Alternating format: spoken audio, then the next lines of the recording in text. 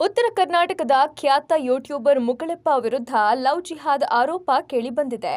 ಇದೀಗ ಈ ಪ್ರಕರಣದ ಕುರಿತು ದಂಪತಿ ಇಬ್ಬರು ಸ್ಪಷ್ಟನೆ ನೀಡಿದ್ದಾರೆ. ಮುಕುಳೆಪ್ಪ ಅಲಿಯಾಸ್ ಖ್ವಾಜಾ ಬಂದೇನ್ವಾಜಾ ಮಹಮ್ಮದ್ ಹನೀಫ್ ಹಾಗೂ ಗಾಯತ್ರಿ ಇತ್ತೀಚೆಗಷ್ಟೇ ಮದುವೆಯಾಗಿದ್ರು. ಆದರೆ ಗಾಯತ್ರಿ ಅವರ ತಂದೆ ತಾಯಿ ಮುಕುಳೆಪ್ಪ ವಿರುದ್ಧ ಮೋಸ ಮಾಡಿದ ಆರೋಪ ಹಾಕಿದ್ರು. ತಂಗಿ ಎಂದು ಕರೆದು ಮದುವೆ ಆದ ಎಂದು ಕಣ್ಣೀರು ಹಾಕಿದ್ರು.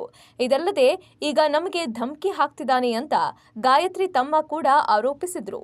ತಂದೆ ತಾಯಿಯ ಈ ಮಾತುಗಳಿಗೆ ಗಾಯತ್ರಿ ಈಗಾಗಲೇ ಪ್ರತಿಕ್ರಿಯೆಯನ್ನ ನೀಡಿದ್ದು, ನಮ್ಮವ್ವ ಏನೇನೋ ಸುಳ್ಳು ಆರೋಪಗಳನ್ನ ಮಾಡ್ತಿದ್ದಾರೆ ಅಂತ ಹೇಳಿದ್ದಾರೆ. ಇದರ ನಡುವೆ ತಮ್ಮ ವಿರುದ್ಧ ಕೇಳಿಬರುತ್ತಿರುವ ಲವ್ ಜಿಹಾದ್ ಆರೋಪಕ್ಕೆ ಮುಕುಳೆಪ್ಪ ಪ್ರತಿಕ್ರಿಯೆ ನೀಡಿದ್ದಾರೆ. ನಾವಿಬ್ಬರು ಪರಸ್ಪರ ಪ್ರೀತಿಸಿ ಮದುವೆ ಆಗಿದ್ದೀವಿ. 3 ವರ್ಷಗಳಿಂದ ಪ್ರೀತಿಸ್ತಾ ಇದ್ವಿ.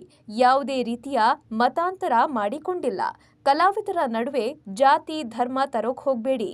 ನಾನು ಒಬ್ಬ ಹಿಂದೂ ಕನ್ನಡಿಗ ಅಂತ ಹೆಮ್ಮೆಯಿಂದ ಹೇಳ್ಕೋತೀನಿ.